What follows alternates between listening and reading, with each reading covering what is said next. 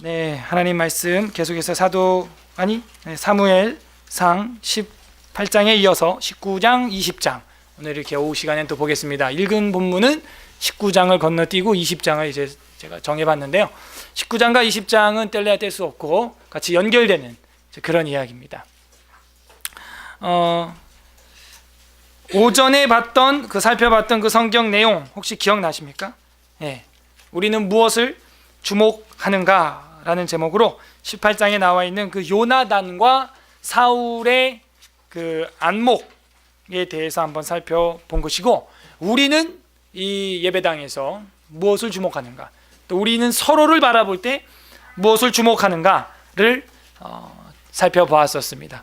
그리고 19장, 20장은 이어서 사랑의 화살을 쏘다라는 제목으로 이 19장, 20장을 한번 살펴보고자 합니다. 잘 보지 않았던, 잘 안 보는 그런 본문 중에 하나실 거예요. 그래도 하나님이 우리에게 필요한 말씀으로 기록해 주셨다고 믿습니다. 그래서 여러분이 집에서도 매일매일 큐티를 하시겠지만 그렇게 한 장 한 장에도 분명히 하나님의 뜻이 있다, 그런 기대심과 설레임을 가지고 하나님의 말씀을 대하시기를 바랍니다.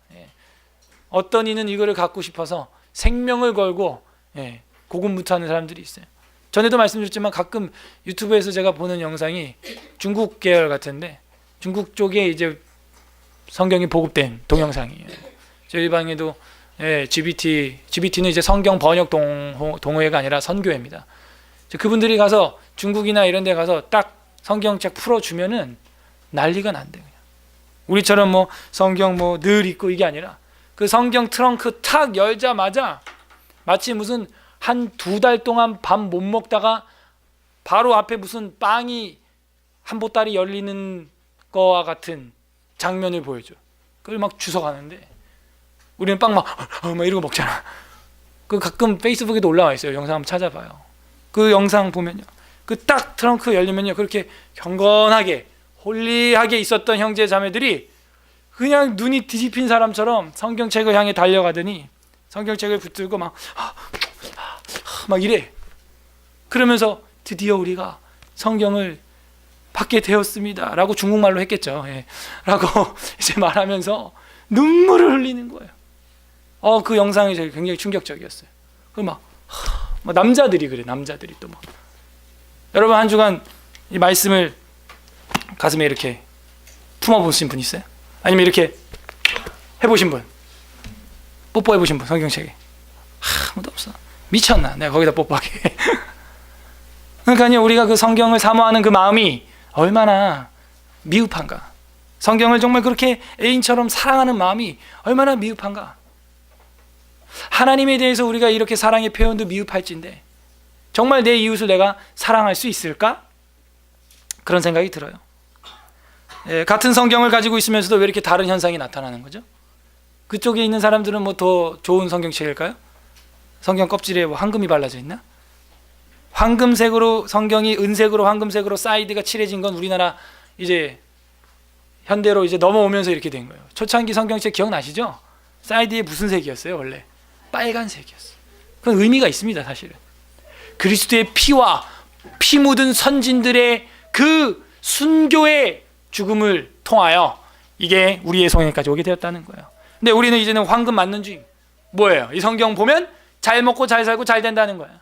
그리고 천국 간다는 거죠. 그래서 황금색을 칠하는 거예요 이제. 그래서 저는 기왕이면 빨간색 옛날 그대로, 겉에는 검은색. 왜? 시커머니까 우리가. 의미가 있는 건데 지금은 뭐 황금, 다금, 골드 막 이렇게 돼 있죠. 같은 성경을 두고도 다른 반응이 나와요. 여러분 같은 무기를 두고도 이걸 어떻게 사용하느냐에 따라서 그 가치는 극과 극으로 바뀝니다. 좀 더 쉽게 말하면 예리한 칼이 있는데 숙련된 요리사한테 그 칼이 있으면 아주 맛있는 사시미, 우리한테는 별로 맛이 없을지 모르겠는데 아무튼 그런 요리 도구의 칼이 되는 거예요. 그런데 강도한테 주면 어떻게 된대요? 지옥의 무기가 되는 겁니다. 진짜 그게. 오늘 보는 이 본문에 보면요, 사울에게도 무기가 분명히 있고 요나단에게도 무기가 있어요. 그 왕족들한테는 예리한 무기가 있죠. 오전에도 배웠지만 칼, 단창, 화살 뭐 이런 게 있습니다. 근데 이거를 사용하는데 극과 극이라는 것이죠. 사울은 이 무기를 사용하는데 역시 오전과 같은 반응을 이제 세 번째로 보여요. 창을 또 던져. 얘가 뭐 걸핏하면 던지는 거예요. 이 사울이. 시험 문제 총 사울은 창을 몇 번 던졌을까요? 뭐 이런 게 나오는 거예요. 이제 아침에 몇 번 던졌지? 2번. 오늘 한 번 던질 거야. 또 이제 몇 번 던져요? 와, 다윗이 이 3번을 다 피했어요. 우리 같으면 벌써 한 3번 죽었다, 그죠? 그리고 이제 20장에 넘어가면은 요나단이 화살을 쏩니다. 근데 그 화살은요, 죽이기 위한 화살이 아니었다는 것이죠. 그래서 오늘 설교 제목을 사랑의 화살을 쏘다 그랬어요. 사랑의 큐피트 생각나시죠, 여러분? 그러면 또 뭐 그런 것도 있을 수 있는데 그건 좀 신화적인 이야기고, 이건 진짜 사랑의 화살이에요. 그래서 오늘 본문을 오후 시간에 보면서 우리도 우리에게 가지고 있는 것을 악용하지 말고 좀 선용하자, 어떤 그런 차원으로 보면서 그리스도까지 이야기를 하고 싶습니다. 19장으로 소급해서 봐야죠. 방금 읽은 건 20장인데요. 그건 이제 끝자락에 볼 이야기고요. 이제 19장, 우리가 18장 끝에까지 오전에 봤기 때문에 19장을 보게 되면은 19장의 내용은 다윗의 도피입니다. 다윗의 피신. 그러니까 다윗이요, 그냥 바로 골리앗 때려잡고 스타가 됐는데, 이 사울이 이제 오전에 보니까 질투를 하면서 막 창을 던지고 악신이 들어가고 귀신이 들려가지고 정신이 없는 거예요. 그러니까 다윗이 살 수가 없어. 그래가지고 도망을 가게 돼. 도망가기 전에 이제 또 죽인대. 또 그 죽이려고 하는 이야기가 19장에 나오는데요. 그 구조를 말씀드리면 1절에서 7절은 사울의 왕다운 결정. 사울이 웬일로 왕다운 결정을? 아무튼 사울의 왕다운 결정이 1에서 7절에 나오고, 그 다음에 B, 몰락하는 사울. 망가지는 거예요. 8절에서 10절 몰락하는 사울. 8에서 10절. 그 다음에 B 프라임 해놓고 딸에게 버림받은 사울. 완전 망가지는 거예요. 이제 자식한테도 인정 못 받으면 끝난 거죠. B 프라임 해놓고 딸에게 버림받은 사울. 11에서 17절 미갈을 말하는 거예요. 미갈. A 프라임 해놓고 사울의 폐위식. 18에서 24절 끝까지입니다. 사울의 폐위식. 그러니까 사울의 왕다운 결정과는 반대로 이 19장 끝에는 사울이 망가져서 폐위하는, 물러나는 듯한 모습을 보여주고 있어요. 그 다음에 이제 20장 가서 이야기하겠습니다. A, 사울의 왕다운 결정 1에서 7. B, 몰락하는 사울 8에서 10. B 프라임, 딸에게 버림받는 사울 11에서 17. 그 다음에 A 프라임, 사울의 폐위식 18에서 24절. 그럼 이제 사울의 왕다운 결정이 정말 멋있게 나온 건 아니에요. 사실은 그 조력자가 있었기 때문에 나오게 되는데, 19장 1절 사울이 그의 아들 요나단과 그의 모든 신하에게 다윗을 죽이라 말하였더니 사울의 아들 요나단이 다윗을 심히 좋아함으로. 그 요나단이 다윗 사랑하는 이야기는 오전에 했어요. 동성연이 아니고 우정이었다, 우애였다 하는 것이죠. 2절에 그가 다윗에게 말하여 이르되 내 아버지 사울이 너를 죽이기를 꾀하시느니라. 다윗이요, 죽을 위기에 놓여 있어요. 그런데 이 요나단이라는 아들 왕자가 이걸 유출해 주는 겁니다. 다윗한테 내 아버지가 널 죽이려고 한다 하는 거죠. 그러므로 이제 청하노니 아침에 조심하여 은밀한 곳에 숨어 있으라. 내가 나가서 네가 있는 들에서 내 아버지께 곁에 서서 내 일을 내 아버지와 말하다가 무엇을 보면 내게 알려주리라. 이 무엇을 본다는 것은 낌새를 차려 보겠다는 것이죠. 아버지가 정말 널 죽이려고 하는 건지 아닌지 내가 그 뭔가 그 본능에 가까운 느낌, 그 눈치, 낌새를 한번 차려 보겠다는 거예요. 그걸 보면 너한테 알려주리라. 4절 요나단이 그의 아버지 사울에게 다윗을 칭찬하여 이르되, 일부러 요나단이 떡밥을 던지는 거죠. 원하건대 왕은 신하 다윗에게 범죄하지 마옵소서. 좀 요나단은요, 아버지가 자기 아가 아끼는 다윗을 죽이는 것을 뭘로 보고 있어요? 범죄로 보고 있어요. 범죄죠. 죄예요, 죄. 마옵소서. 그는 왕께 득죄하지 아니하였고 그가 왕께 행한 일은 심히 선함이니이다. 그가 자기 생명을 아끼지 아니하고 블레셋 사람을 죽였고 여호와께서는 온 이스라엘을 위하여 큰 구원을 이루셨으므로 왕이 이를 보고 기뻐하셨거늘 어찌 까닭없이 다윗을 죽여 무죄한 피를 흘려 범죄하려 하시나이까. 그러니까 요나단이 계속 변호인으로서 변호를 해주는 거야. 그랬더니 이제 6절에 사울이 요나단을 말을 듣고 맹세하되 여호와께서 살아계심을 두고 맹세하거니와 그가 죽임을 당하지 아니하리라. 그러니까 얘기를 딱 들어보니까는 요나단 말이 맞아.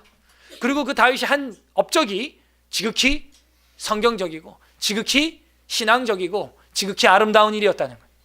가끔 이렇게 제정신이 돌아와요. 이게 귀신 들린다는 사람의 특징 중에 하나인데, 이게 막 아까 오전에는 좀 재밌다고 하면 좀 그런데 안 된 이야기를 가지고 그 18장 10절에 보면은 그 이튿날에는 하나님이 부리시는 악령이 사울에게 힘있게 내리매 러시드 어펀, 그 위에 막 힘있게 내리는데 그가 집안에서 어떻게 돼요? 정신없이 막 떠들었대. 그러니까 우리도 막 말도 안 되는 소리 하고 옆에서 시끄럽고 떠들면은 가끔 우리 뭐라 그래요? 야, 너 뭐 나갔다 그래? 너 친구 정신이가 나갔냐 지금 밖에? 아니, 정신이 들어왔는데요. 정신 나갔어? 이제 이런 말을 툭툭 내뱉는데, 귀신이 들어가면요, 귀신이 들어가니까 정신이 나간 거야. 정신이 나간 게 아닙니다. 귀신이 들어간 거죠, 엄밀히 말하면. 그런데 그 귀신 들린 사람의 특징이요, 방금도 본 것처럼 이렇게 다시 옳은 판단을 잠깐 할 때도 있다는 거예요. 맨정신이 돌아오면은. 자, 이런 거는요 어떻게 고쳐야 돼요? 요럴 때 이제 잡아줘야 되는 거예요. 사실 이렇게 딱 돌아왔을 때 진리의 빛으로 말씀으로 완전히 그 속을, 그 영혼을 밝혀놔야 되는 겁니다. 시편 찬송을 부르든지 뭐 계속해서 그 영적으로 하나님께 다가갈 수 있도록 계속 케어를 해줘야 되는 거예요. 근데 그 자기 음악 치료사를 갖다가 창으로 쫓아내가지고 그 얼마나 그 치료에 좋은 기회였는데 지금 잃어버린 상태예요. 근데 요나단이 옆에서 이제 상담사의 역할을 해주는 거죠. 7절, 요나단이 다윗을 불러 그 모든 일을 그에게 알리고 요나단이 그를 사울에게로 인도하니 그가 사울 앞에 전과 같이 있었더라. 어이구, 다윗의 마음이 어땠을까요? 불안불안했겠죠. 다시 불러줘서 고맙긴 한데 말이죠. 그리고 나서 이제 8절부터는 몰락하는 사울의 모습이 나옵니다. 8절, 전쟁이 다시 있으므로 다윗이 나가서 블레셋 사람들과 싸워 그들을 크게 쳐 죽이매 그들이 그 앞에서 도망하니라. 다윗이 싸우면 또 잘 싸워요.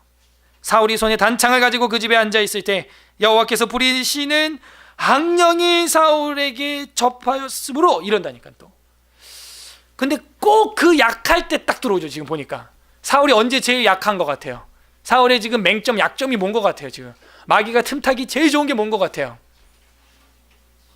집에 있을 때? 뭐 할 때? 뭐 잠잘 때? 전쟁에서 다윗이 승리한 후에, 그걸 못 견뎌.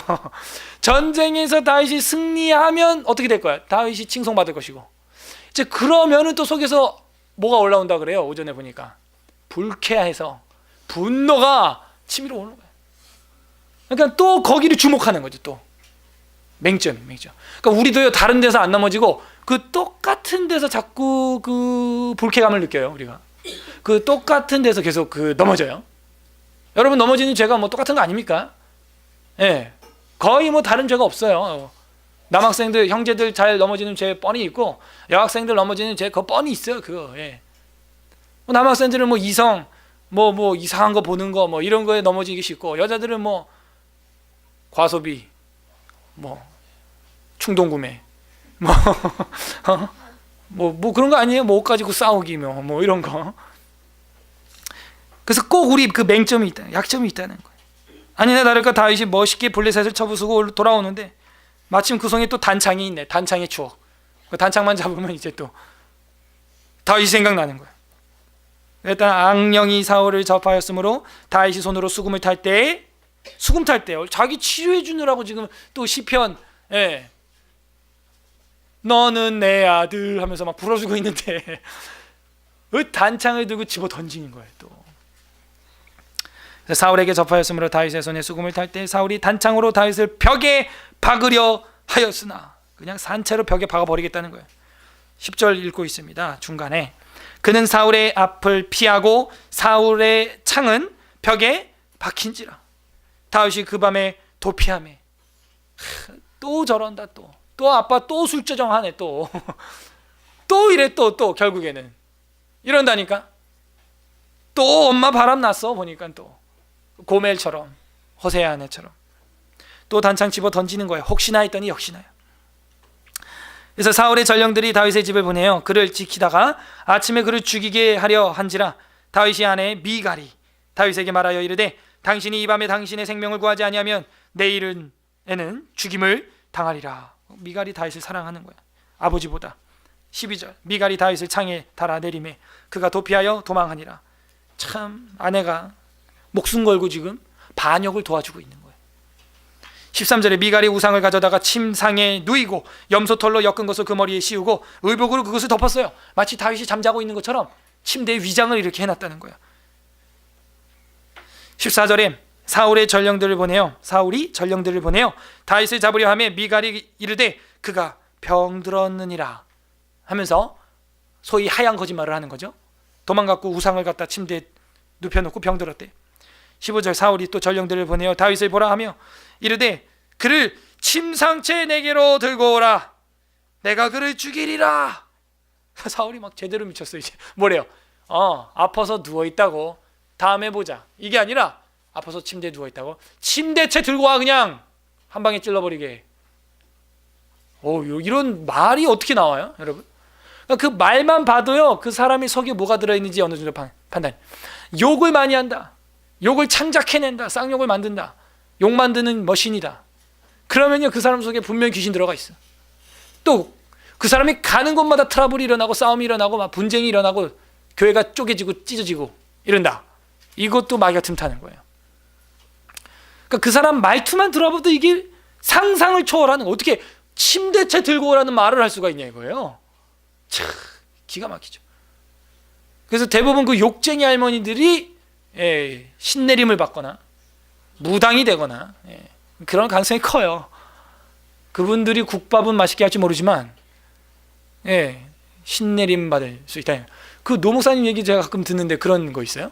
본인이 10년 동안 머리를 깎은 할아버지가 있는데 그 할아버지가 욕쟁이 할아버지야.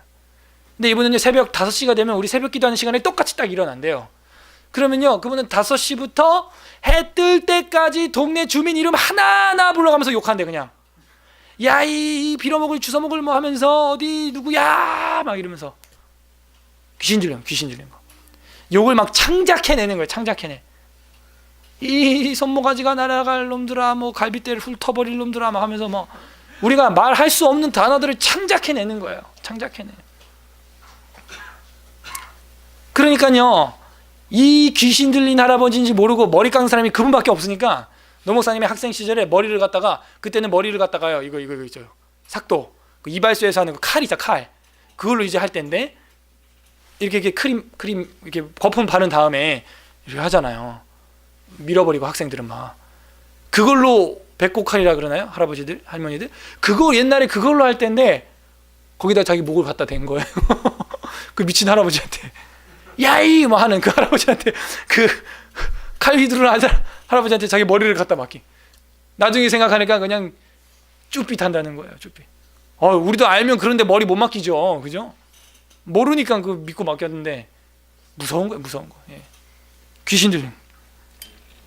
그래서 그런 조금 상식 이하의 말들, 우리 생각 밖에 무서운 말들을 하는 사람들을 보면은 우리가 좀 그 내면을 주의해 볼 필요가 있다 하는 거예요. 침상채 들고 오라는 거예요. 죽이겠다. 15절 넘어가서 16절 전령들이 들어가 본즉 침상에 우상이 있고 염소털로 엮은 것이 그 머리에 있었더라. 사울이 미갈에게 이르되 너는 어찌하여 이처럼 나를 속여 내 대적을 놓아 피하게 하였느냐. 미갈이 사울에게 대답하되 그가 내게 이르기를 나를 놓아 가게 하라. 어찌하여 나로 너를 죽이게 하겠느냐 하더이다.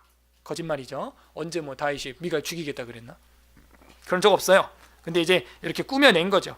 그러니까 막 거짓말이 난무하는 거예요. 이제 막 다윗이 나를 죽이겠다고 그랬다고, 안 비켜주면. 그래서 내가 이렇게 비켜줬다고. 다 거짓말이에요. 그 다음에 18절 이제 보게 됩니다. 그러니까 17절까지가 이제 딸에게 버림받은 사울이라는 거예요. 딸에게도 인정 못 받을 만큼의 판단력을 가지고 있고, 그 적군을 죽이는 데 쓰는 창을 갖다가 자기 천부장을 죽이는 데 휘두르고 자기 사위를 죽이는 데 휘두르는, 저희 아버지도 솔직히 말해서 귀신 들렸었던 거죠. 저희 아버지도 알아, 그거를 인정해요. 어지간하면 그 인정하지 않는 분입니다. 굉장히 성깔이 있고 맹호부대 출신의 월남전까지 갔다 오시고 사람도 많이 죽였어. 월남전 가서. 그 여러분, 우리는 훈련소에서 그냥 뭐 그 뭐라 그러지, 그거 크레머라 그러나, 그죠? 크레머 맞죠? 그거 왕창 쏘는 거, 그거 막 예 이러고 막 이러고 병정놀이지, 병정놀이. 아니에요. 저희 아버지는 그거 직접 쏘고 막 그리고 싸웠다니까요. 그래서 지금 저거예요. 그 뭐라 그래요? 국가 보훈 그 대상이거든요. 그렇게 짱짱하고 막 우렁차고 막 가족 다 버리고 갔던 분입니다. 월남 파병 때 가족들 가지 말라고 막 눈물로 할머님이 붙들었던, 그런데 아예 나 갈 거라고 그냥 이러고 갔던 분이에요. 근데 이제 본인이 그만큼 꺾고 인정한다는 건 힘든 것이죠. 저한테도 그랬어요. 내 주먹을 믿으라고. 저희 아버지가 나만큼만 살라 그래. 그러고 막 그리고 바른 말을 많이 하긴 했어. 솔직히 술이랑 뭐 이런 거 담배를 많이 하긴 했지만요, 이렇게 바른 말을 하니까 이성적이고 남자들이 따지기 좋아하고 이러잖아요. 그런데 이제 예수님을 이제 믿게 교회로 한번 인도를 했는데, 그날 이제 수련회였어요. 수련회 오고 나서 수련회 있다 보니까 담배를 끊게 됐고, 자연스럽게 담배를 못 폈고, 거의 한 몇 박 며칠 수련회다 보니까 한 환갑 넘어서 예수님 믿으셨는데 60평생 피던 담배를 끊어버린 거예요. 고등학교 때부터 피셨는데 친구 잘못 만나서 그를 끊어버린 거예요. 그리고 나서는 꿈을 막 꾸기 시작하는 거예요. 이런 악령, 귀신 막 이런 게 자기 안에 들어있는 게 꿈에 막 보이는 거예요. 아버지가 평생 그런 꿈 안 꾸는 분이거든요. 근데 계속 저한테 그걸 얘기해요. 저랑 아버지는 나이 차이가 굉장히 많이 납니다. 거의 손자 수준이에요. 아버지가 44년생이시니까 지금 7순이 넘으셨어요. 그러니까 저는 거의 아버지가 무서워서 거의 뭐 그림자도 못 봤죠. 아버지 주무시고 계실 땐 집에서 뒷발 들고 다녔어요. 진짜 조금만 소리 나도 아버지가 막 이러고 깨시거든, 민감해서. 아버지 무서운 게 알고 컸어요.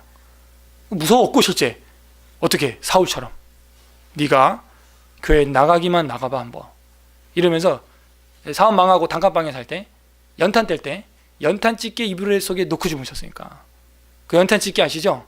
이렇게 탁 연탄 찝는데 탁 돼 있는 그걸 이불 속에 놓고 주무셨다니까. 아버지가 찔린다고 교회 가면 상상이 돼요?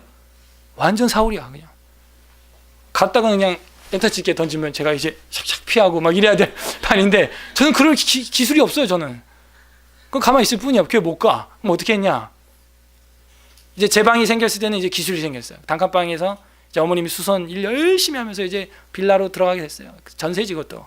근데 이제 내 방이 있으니까 방문을 걸어 잠그고 창 밖으로 다니는 거예요. 창 밖으로 교회를. 그럼 몰라 아버지가. 근데 이 창이 방범창이 있는 거예요. 그죠? 방범창이 쇠찰상은 아니었고 다행히 모기장이었던 거예요. 모기장을 제가 다 뜯어놨어요. 그래서 제 방 거를.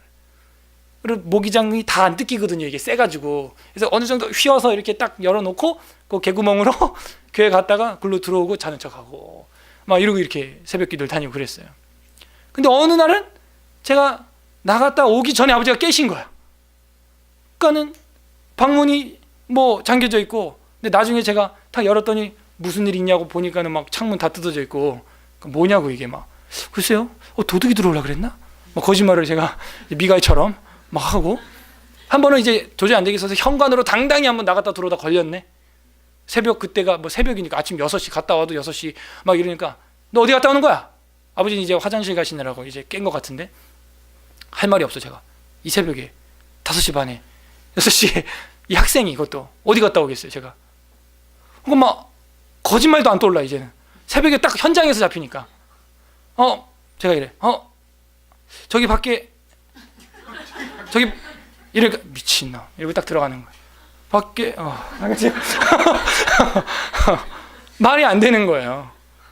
근데 딱 그 모양이야, 이 사울을 보면.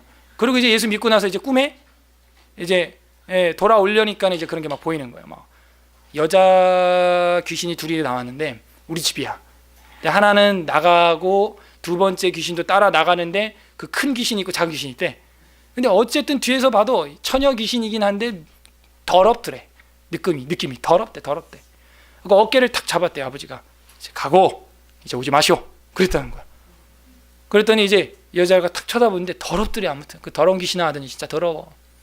일단 더러움은 귀신 들림을 의심해 봐야 돼. 그래서 그런 어떤 조금의 더러움을 말하는 게 아니고요. 상상 이상으로 더러운 사람들이 있어요. 세상에 이런 일이 나올 만큼의 그 TV에 나올 만큼의 그런 분들. 그 나가는데 이 조그만 여자가 안 나가는 거야. 그래서 아버지가 꿈이 깨버리고.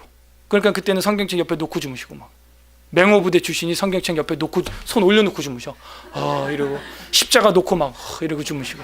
어디서 또 영화 봐가지고 이게 뭐 드라큘라도 아니고. 또 한 번은 꿈을 꿨는데 막 더러운 동물들이 현관문으로 확 들어오는 그거 막느라고 막 진땀 빼시고. 그 악몽이 악몽. 잠도 못 자고. 또 한 번은 저희 강원도 홍천 집 터가 굉장히 넓다 그랬잖아요. 집만 400평. 그리고 그 앞뒤로 절간이 큰 게 있고 마야 유치원이라 그래서 절간에서 유치원까지 운영할 정도로 굉장히 큰 터가 있어서 저희 그 할아버지 집 이름이 본가 집 이름이 별명이 부처님 배꼽이었어. 왜? 위에도 절간, 밑에도 절간, 그 가운데 있으니까 부처님 배꼽이야 거기가. 그래서 저희 할머니가 그냥 비나이다 엄청났습니다. 진짜. 그래서 저희 어머니도 믿음 다 버리고 이 집에 왔었던 것이죠. 근데 꿈에 그 절간이 나왔는데 홀라당 불에 다 탄 거예요. 꿈에. 근데 동자 스님이라 그래서 나이 어린 요런 꼬맹이들이 이제 스님으로 이제 헌신한 애들이 있어요. 머리 다 밀고 꼬맹이 스님들, 그죠? 아예 바친 나시린들이야 걔네는. 그래서 아이고 어떻게 이렇게 절간이 불에 다 탔어요? 이러니까는 그 꼬맹이가 뭐라고 하는 줄 알아요? 동자 스님이 아직 지하는 남아 있습니다. 아버지가 쭉 그러니까 완전히 뿌리가 안 뽑혔다 뭐 이런 의미인가? 그때부터 이제 막 가족 예배 드리자 막 그때 최초로 가족 예배 드렸어 우리가 이제 생전 없던 가족 예배. 그건 상상을 초월해. 저는요 기도 제목이 뭐였는지 알아요? 좀 극단적인 게 있어서 제가 저희 아버지 빨리 암 걸리게 해주세요. 그래서 술 담배 많이 하니까 이제 죽을 판 되면은 이제 병원에서 막 이러고 있을 때 아버지 예수님 고백하세요. 예수님이 나의 구주십니다. 나 주님을 영접합니다. 예수님으로 기도합니다. 아멘. 꼴까닥. 이러면 믿을 사람으로밖에는 상상이 안 돼. 그 이상은 이제. 근데 이게 웬 거예요? 제가 생각하는 거랑 완전 반대인 거예요. 완전 반대. 완전 반대로 아버지 입에서 가족 예배 드리자는 말이 나오는 거예요. 상상이 돼요, 여러분? 그러니까 나중에 제가 고백을 어떻게 할 수밖에 없냐면 하나님이 하셨습니다. 이렇게밖에 고백할 수가 없는 거예요. 여러분 어떤 사람 가족들 상상할 때 저 가족은 저 친구는 정말 대책이 없다. 저거는 정말 중환자실 들어갔다 나와야 회심할 사람이다. 뭐 그렇게 단정 지은 사람이 있을 수도 있어요. 그런데 하나님의 방법은 우리랑 다르다는 것이죠. 어쨌든 귀신 들린 사람의 반응, 귀신 들린 사람의 모습이 이렇다는 거예요. 이렇다는. 그런 거를 우리가 성경 사울에서 그 모습에서 또 찾아볼 수 있다 하는 것이죠. 저는 늘 이거 볼 때마다 믿기 전에 아버지의 모습이 이렇게 겹쳐요.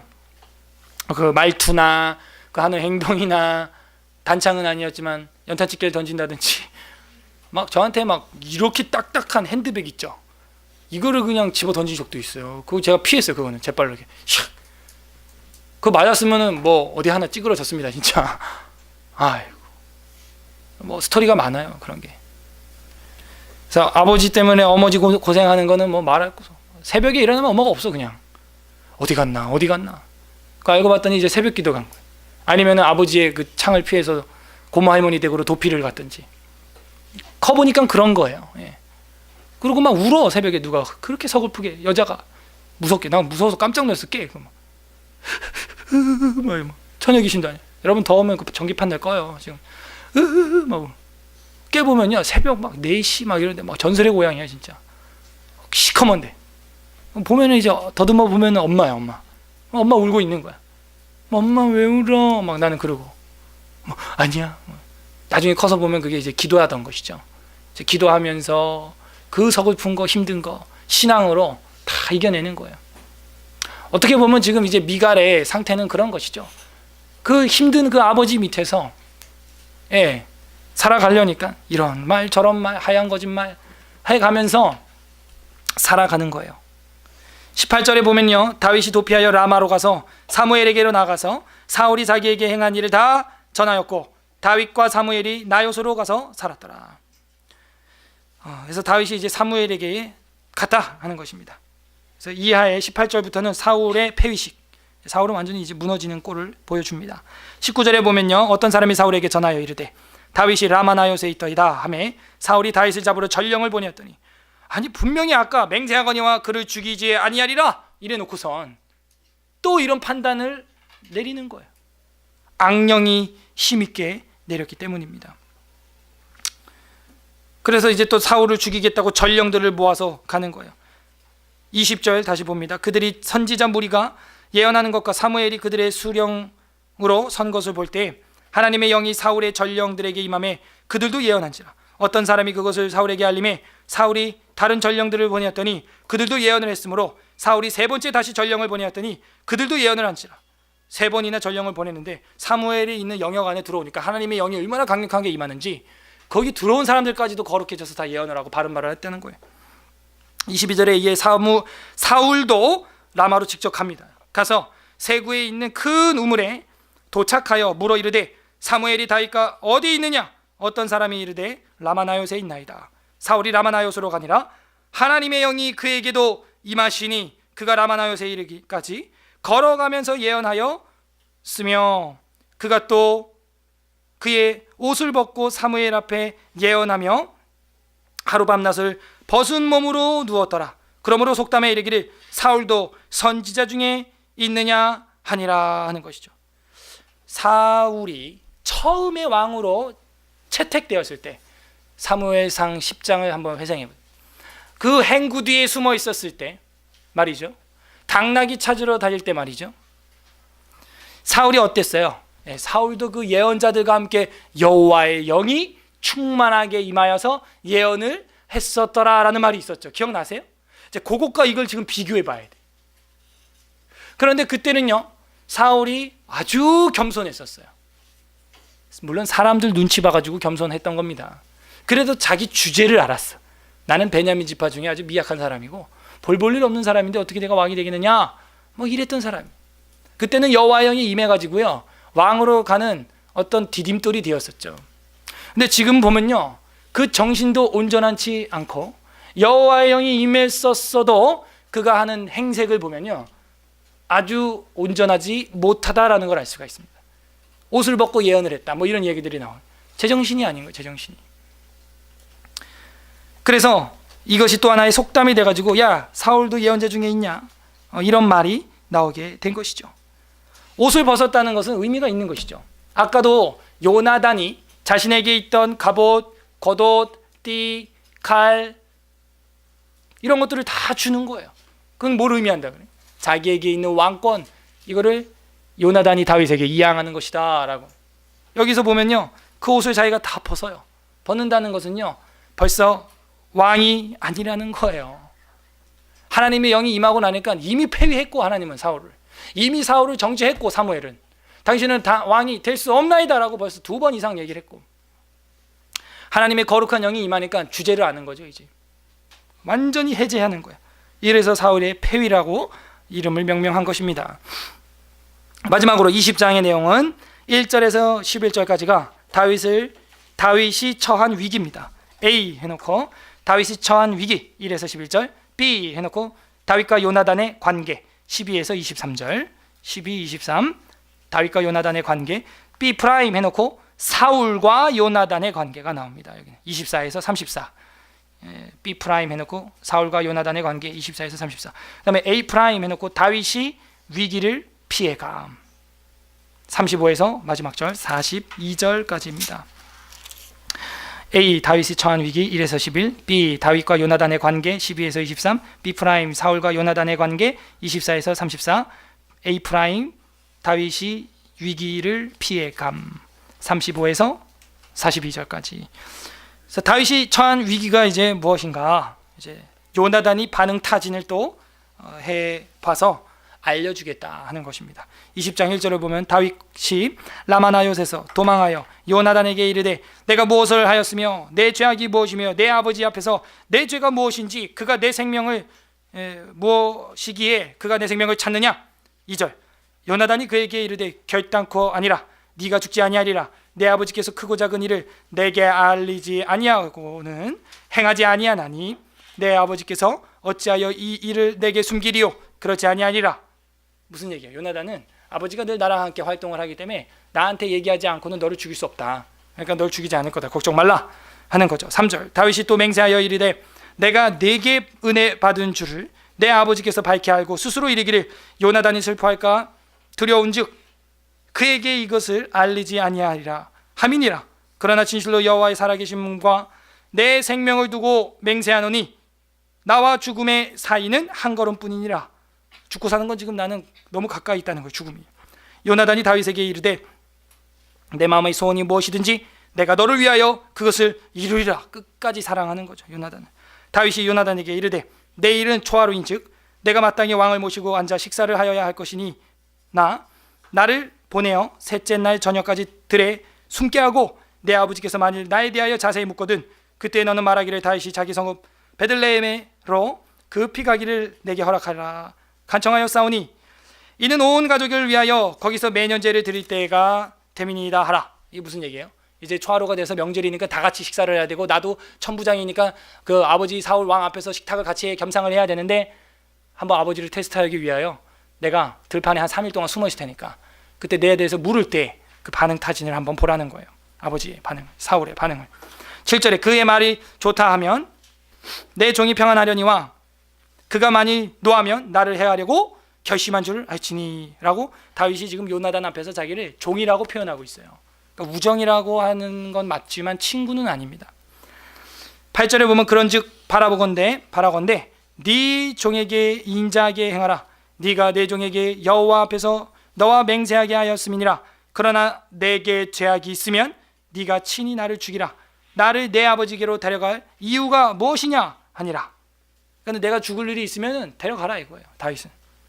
9절에 요나단이 이르되 이 일이 결코 내게 일어나지 아니하리라. 내 아버지께서 너를 해치려 확실히 결심한 줄 알면 내가 내게 와서 그것을 너한테 이르지 아니하겠느냐?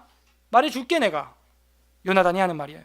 10절 다윗이 요나단에게 이르되 네 아버지께서 혹 엄하게 네게 대답하면 누가 그것을 내게 알리겠느냐 하더라. 요나단이 다윗에게 이르되 오라 우리가 들로 가자 하고 두 사람이 들로 가니라 하면서 이제 12절부터는 다윗과 요나단의 관계가 계속해서 나오게 됩니다. 다윗이 처한 위기는 바로 사울의 칼날 창이었어요.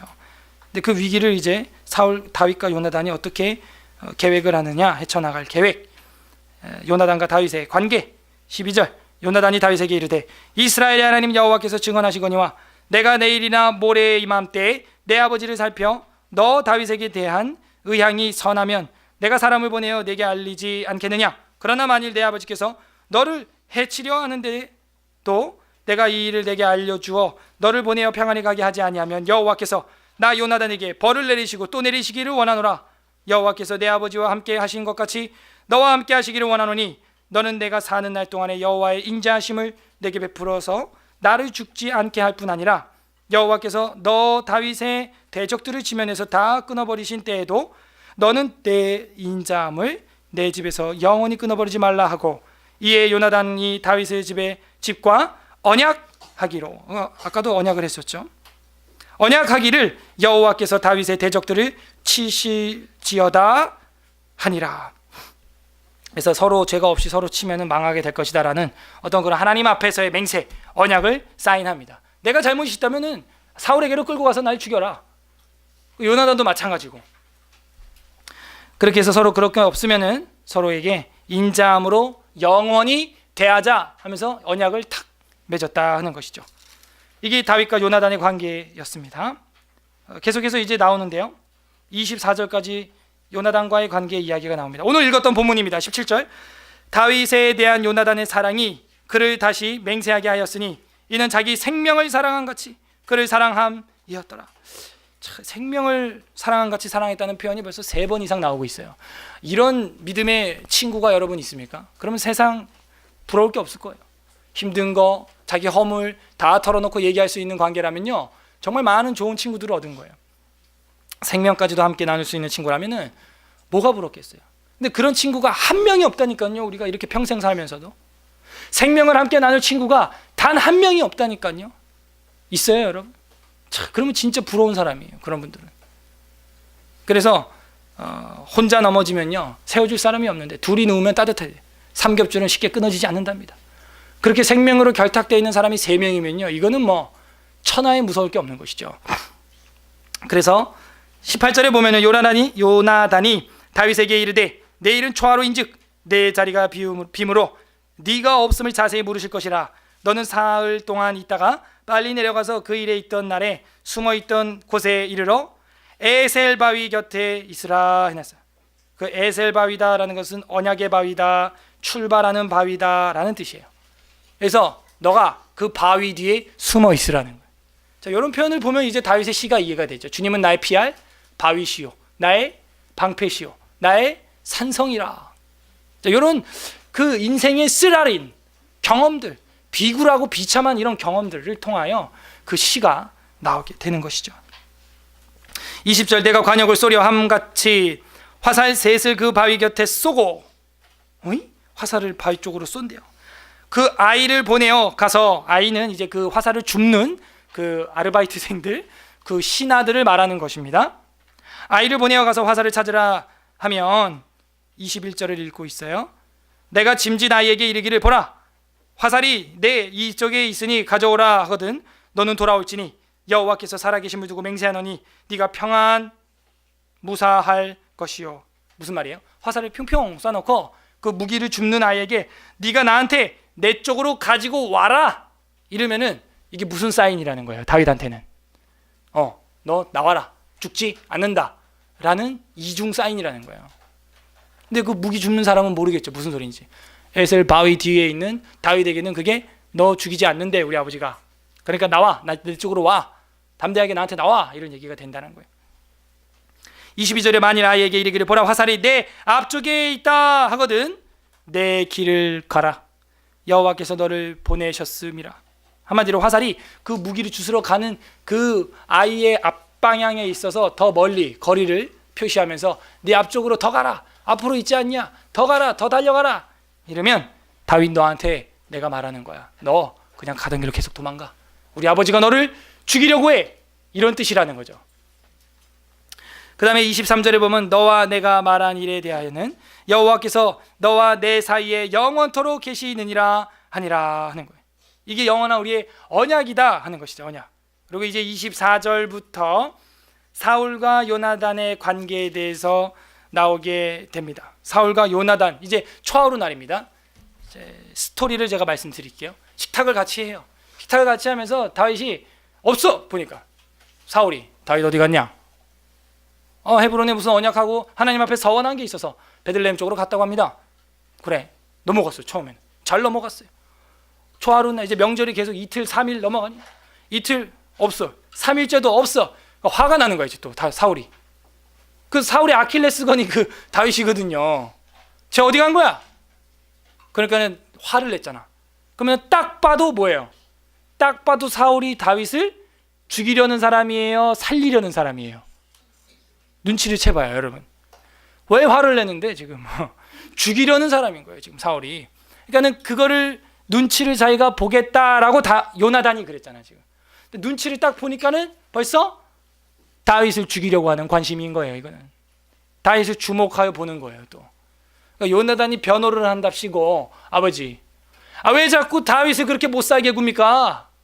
그러니까요 사울이 그야말로 뚜껑이 열려요. 이제 뚜껑이 열리면서 야, 이 패역부도의 계집의 소생아, 아들한테 지금 이 성경에 나오는 말이야. 이 패역부도의 계집의 소생아, 네가 이 세 아들의 편을 들면은 네 왕좌가 견고하지 못해, 알아? 이러면 또 이제 요나단도 한마디 하자. 아버지 나한테 해준 게 뭐 있어? 이러면서 이제 나고 막. 그러면요 사울도 그 아들 죽이겠다고 또 막 칼부림 나, 집에서 밥상머리에서 칼부림 나는 꼴이 나와. 성경이요. 와. 그러니까는 집안이 엉망진창이 됩니다. 요나단은 집 나가버려요. 나가갖고 이제 다윗에게 가서 화살을 쏴야죠. 그런 이야기가 나와요. 27절 보세요. 이튿날 곧 그 달 둘째 날에도 다윗의 자리가 여전히 비어 있으므로 사울이 그 아들 요나단에게 묻되 이 세 아들을 어찌하여 어제와 오늘 식사에 나오지 아니하느냐 하니 요나단이 사울에게 이르되 대답하되 다윗이 내게 베들레헴으로 가서 가기를 간청하여 이르되 원하건대 나에게 가게 하라 해가지고 보냈습니다. 그래서 그가 왕의 식사 자리에 나오지 아니하였나이다. 30절 사울이 요나단에게 화를 내며 그에게 이르되, 계속 변호하니까 이 아들이, 패역 무도한 계집의 소생아, 네가 이세 아들을 택한 것이 내 수치와 내 어미의 벌거벗은 수치됨을 내가 알지 못하느냐? 이세 아들이 땅에 사는 동안은 너와 내 나라가 든든히 서지 못하리라. 그런즉 이제 사람들을 보내어 그를 내게로 끌고 오라. 그는 죽어야 할 자이니라 한지라. 요나단이 그의 아버지 사울에게 대답하여 이르되, 그가 죽일 일이 무엇이니까? 무엇을 행하였나이까? 막 하면서 막 변호를 하는 거예요. 사울이 요나단에게 단창을 던져. 야, 이제 아들한테도 던져. 이거 완전 귀신 들린 거지 진짜. 여러분, 아버지가 연탄집게를 던지거들랑 저한테 전화하세요. 예. 던져, 그냥 연탄집게고 뭐고 막 죽여버리겠다는 거야. 예. 죽이려 한지라 요나단이 그 아버지가 다윗을 죽이기로 결심한 줄을 알고 심히 노하여 식탁에서 떠나고 그 달의 둘째 날에는 먹지 아니하였으니 이는 그의 아버지가 다윗을 욕되게 하였으므로 다윗을 위하여 슬퍼함이었더라. 아침에 요나단이 작은 아이를 데리고 다윗과 정한 시간에 들로 나갑니다. 아이에게 이르되 달려가서 내가 쏘는 화살을 찾으라 하고 화살을 쏘는 거죠. 뿅 뿅 뿅 화살 맞았다. 뿅 쏘는데 그 요나단의 마음이 어땠겠냐고요. 마음이 어땠겠어요? 막 기뻤겠어요? 아니에요. 이 화살 다 쏜 다음에 할 말 생각하니까 가슴이 아픈 거예요. 아버지는 왜 저 모양이고 왜 저래 귀신 들렸고. 그리고 다윗에게 내가 이 말을 할 때 다윗의 마음은 얼마나 억장이 무너지겠는가. 그리고 걔가 죽을 만한 일을 한 게 뭐가 있던가. 이 나라를 구한 거 말고 뭐 한 게 있어야지.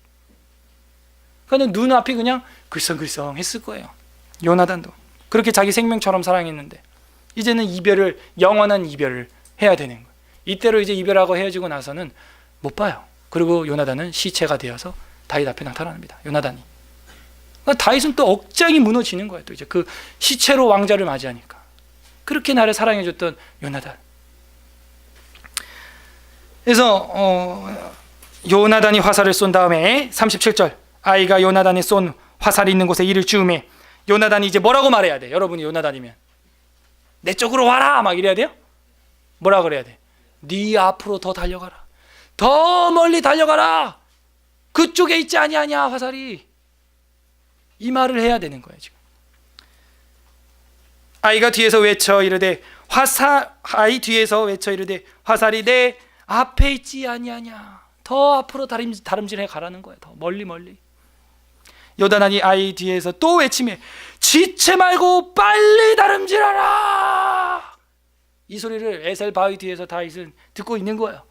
그때 다윗도 막 이제 내 사랑하는 미갈도 못 만나고 왕궁에 들어가지도 못하고 가족도 못 만나고 하면서 이제 울면서 들었어. 울면서 하매 요나단이 아이가 화살을 주워 가지고 주인에게로 돌아왔으나 얘도 주워오는데 얼마나 힘들었는지 몰라. 방향을 엉뚱한 데를 알려주니까 어디라는 거야 도대체. 어디.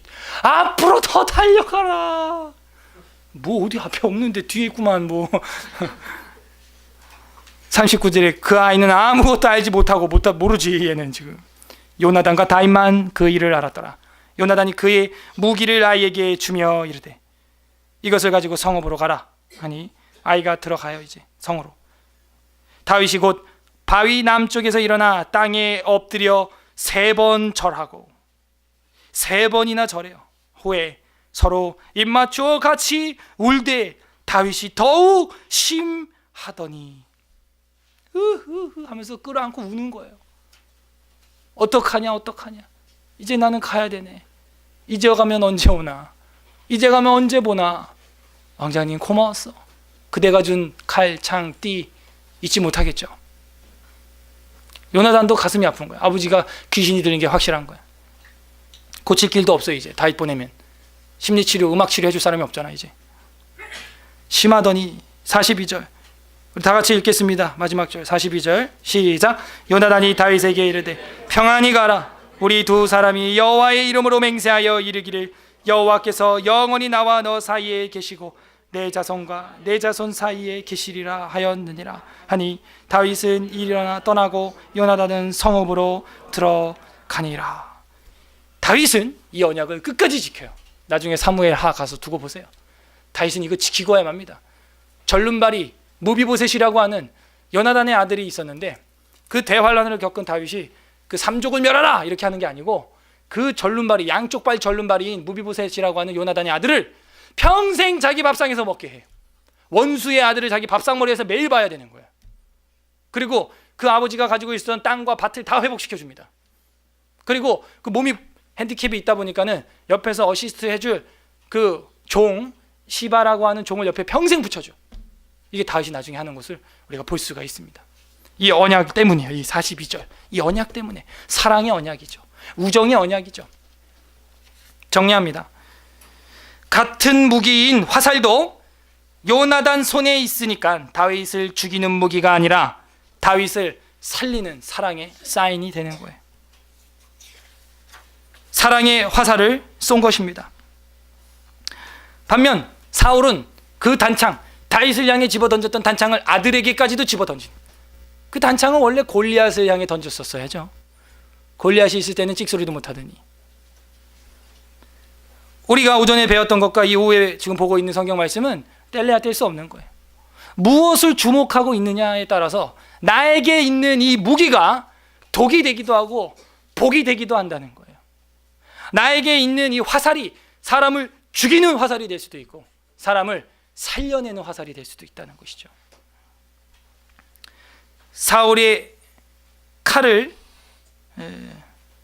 이제는 변화시켜서 요나단은 다윗에게 사울의 칼이 아니라 삶으로 보답을 해주는 거예요. 너는 칼을 피해가라. 그리고 너의 삶을 마음껏 달려가서 살으라는 거예요. 그것이 요나단의 힘입니다. 요나단의 힘과 리더십은 그 신앙에 기반한 사랑에서, 그 신앙에 기초한 사랑에서 나오는 리더십이었던 것이죠. 그래서 저희들도 같은 성경을 가지고 어떻게 대할 것인가 여러분이 판단하시고, 그 힘들게 성경을 받은 사람들처럼 사모할 것인가 아니면 그냥 흔하게 여길 것인가, 같은 성도들을 만나면서도 우리가 어떻게 대할 것인가, 힘들게 성경 66권을 배우는 또 하나의 동역자를 만난 것을 복으로 여길 것인가 아니면 흔하게 여길 것인가. 여러분, 원래 십자가는 사람을 죽이는 사형틀입니다. 그러나 그 십자가도 예수 그리스도 안에서 사람을 죽이는 사형틀이 아니라 사람을 살리는 사랑의 십자가가 되었다는 것이죠. 그게 바로 십자가의 사랑의 역설의 극치를 보여주고 있는 것입니다. 하나님께서는 그 선한 것을 우리에게 주셨고 악한 것도 선으로 이겨라 라고 말해주고 있는 거예요. 그러므로 우리도 이웃을 향하여, 혹 우리를 비방하는 사울 왕과 같은 사람들을 향하여 사랑의 기도 화살을 쏘는 우리 서울 에스라교회 모든 성도님들 되시기를 주님의 이름으로 간절히 바랍니다. 우리 말씀을 생각하면서 같이 기도하겠습니다. 하나님, 우리에게 있는 것을 복으로 사용하지 못하고 도구로 사용했던 것들 주님 용서하여 주시옵소서. 우리에게 있는 이 말씀을 사람을 죽이는 데 사용했던 것들 용서하여 주시옵소서. 이제는 주님께서 사람을 죽이는 십자가에서도 이제는 우리 모두를 살리는 생명의 십자가로 사용하신 것처럼 우리에게 있는 이 말씀, 이 성경, 이 진리를 통하여 또 우리가 매주 만나는 교우들을 향하여 죽이는 것이 아니라, 깎아내리는 것이 아니라 살리는 역사가 우리 안에 나타나게 하여 주시옵소서. 내 자리를 넘보는 다윗과 같은 사람이 있을지라도 요나단처럼 그를 내 생명만큼 사랑할 수 있는 지혜로움과 안목을 허락하여 주시옵소서. 그래서 우리의 삶이 이제는 단창을 던지는 삶이 아니라 사랑의 화살을 쏘는 우리의 인생, 많은 사람을 살리는 전도자의 인생 살아가는 우리가 되게 해달라고 우리 다 함께 말씀을 생각하면서 기도하겠습니다. 하나님 아버지 감사드립니다. 저희들의 삶 가운데서